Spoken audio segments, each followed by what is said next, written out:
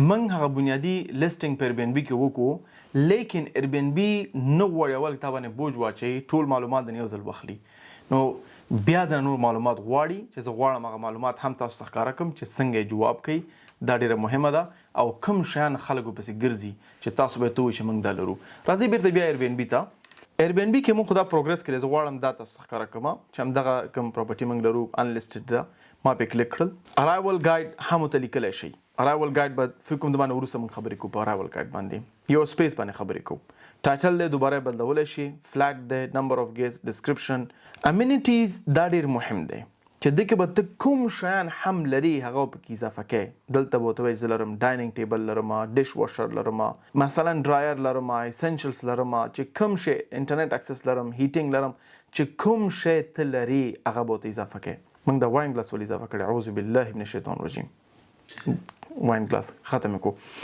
نو اوس چې کوم شان ته لري هغه به ټول ته اضافه کوي. اکسسیبیلیټي فیچرز دي، مثلا زمونږ هوست دی، موږ اومیش کې دا هوست کوو، 25 ریویوز لرو، زما پارټنر دی، انسټنټ بوکینګ آن دی، چیک ان ټایم به ورته اضافه کوي چې کوم چیک ان ټایم دی، کوم چیک آوټ ټایم دی. اکثر ایوریج انډسټري سټانډرډ چې دی 3 بجې چیک ان ټایم دی، یعنی چې خلک داخليږي، او 12 بجې چیک آوټ ټایم دی. کولی شي مثلا چې بیا خلکو ته په اسانه هم کې مشکل نه دی.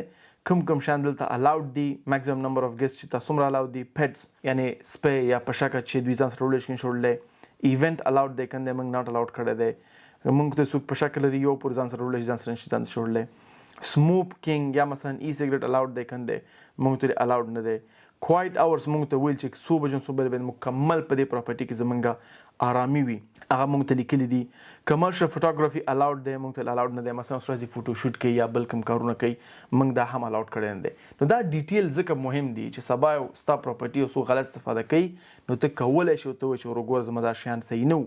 ګیس سیفټي کې موږ دا کوم شیان چې ټول لیکلي دي پکې، هم چون کینسلیشن پالیسي موږ فلیکسیبل کړې ده که ته کوم نن ریفنډیبل چې چا هم تا سره پراپرټي بوک کړه هغه نن ریفنډیبل دی. موږ څه شی موږ فلیکسیبل ولري، فول ریفنډ ورکوو چې یو ورځ مخکې هم موږ سره چا پراپرټي کینسل کړه موږ فول ریفنډ دی.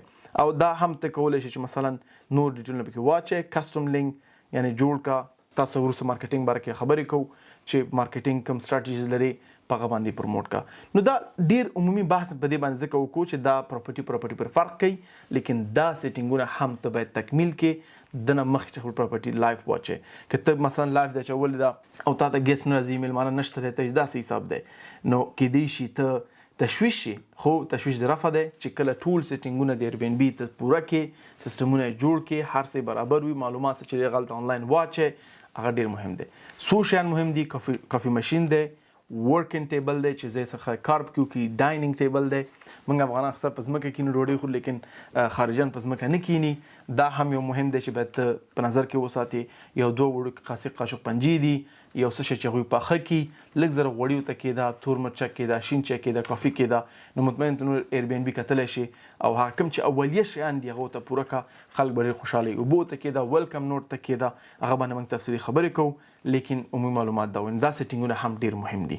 امید لرم چې د 2 لیسنونه لږ زره اوږده وو، خو تا حتما چې زده کړي وي او کویزونه لهر د نوز هر یو کویز به پاس کړئ او انشاءالله چې سرټیفیکیټ هم د دې کورس اخیستی شي. لیکن راځو مخکې لیسن تعقیبو اوس.